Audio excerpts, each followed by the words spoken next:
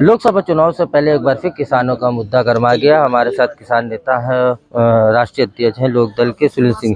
Sir, जिस तरह से किसानों का मुद्दा समय गरमाया, दावे करे जाते थे, आरएलडी जिस तरह से कहती थी किसानों के साथ हम हैं, हमारी पार्टी किसानों के लिए, लेकिन जिस तरह से आज एनडीए के साथ में जयंत चौधरी मिल गए, उसको लेके क्या कहेंगे? और किसानों को जिस तरह से धरना प्रदर्शन कर रहे हैं उसको लेके क्या कहेंगे? देखिए, बड़े शर्म की बात है कि जिस तरह से किसानों 800 से ज़्यादा किसानों की हत्या हुई और आज भी कल भी 2 किसानों की हत्या हुई है, और जिस तरह से जैन जी इस समय पे गए हैं और राजनीतिक फायदे के लिए गए हैं, उनको शुभकामनाएं, बहुत बहुत शुभकामनाएं। वो जाएं अपने फायदे के लिए, सांसद बने, क्योंकि 2009 में पहली बार सांसद मथुरा से वो भाजपा के समझौते में ही बने थे।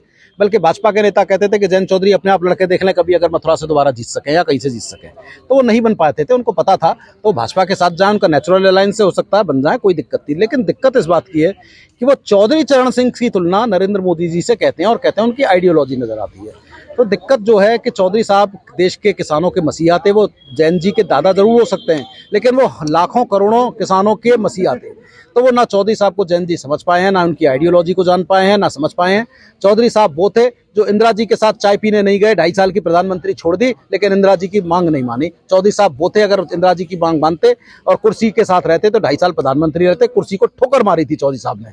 जैन जी वो हैं जो चंद सीटों के लिए भाजपा के साथ गए हैं, सत्ता के साथ गए। तो दोनों की आइडियोलॉजी बहुत अंतर है, चौधरी साहब और जैन जी की। और मोदी जी की आइडियोलॉजी, तो मोदी जी कॉर्पोरेट वर्ल्ड के आदमी है, अडानी अंबानी की सरकार है उनकी। चौधरी साहब कभी कॉर्पोरेट के साथ नहीं थे, 1-1 रुपया लेके लड़ते थे। चौधरी साहब की आत्मा किसानों के साथ बसती थी। आज जो किसानों के साथ अत्याचार हो रहा है, आज लगता है कि अगर आज चौधरी साहब होते तो ऐसी सरकार जो किसानों की हत्या करे, उनसे कभी भारत रत्न भी नहीं रहते।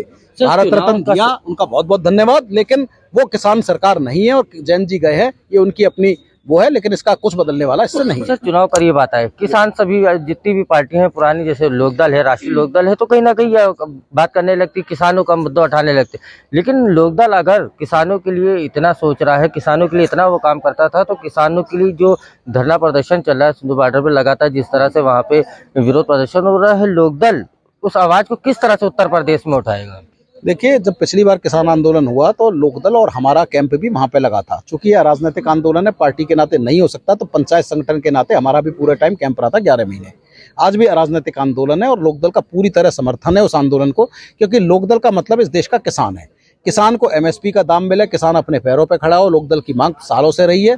और लोकदल तो ये भी कहता है कि एमएसपी नहीं तो वोट नहीं। ऐसी सरकार को वोट नहीं देंगे अगर एमएसपी लागू नहीं करोगे। तो किसान के साथ लोकदल है। और जो ये किसानों के ऊपर अत्याचार हो रहा है, बड़ा दुख का विषय है।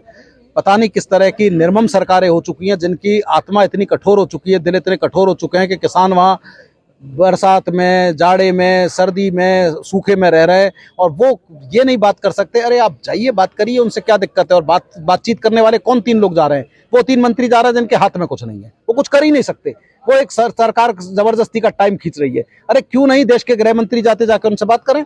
अगर जिसकी एमएसपी पे जैसे सरकार मान जाती है और कहीं ना कहीं गारंटी दे देती है, तो उसके बाद में फिर क्या लोकदल करेगा? अगर सरकार एमएसपी देती है, किसानों की बात मानती है, तो सरकार के फैसले का लोकदल नहीं, देश का किसान स्वागत करेगा। और देश का किसान हो सकता है कि 800 किसानों की हत्या के बाद भी शायद सरकार को वोट दे दे, अगर एमएसपी का कानून सरकार लागू करती है तो। लागू एमएसपी हो जाती है तो इसका मतलब लोकदल बीजेपी के साथ में जा सकता है? बिल्कुल नहीं, लोकदल बीजेपी के साथ कभी नहीं जा सकता। लेकिन हाँ, सरकार को जैसे भारत रत्न दिया ऐसा धन्यवाद दे सकता है। अगर एमएसपी का कानून लागू कर दे तो वो धन्यवाद जरूर दे देंगे, लेकिन बीजेपी के साथ सत्ता में नहीं जा सकते। धन्यवाद।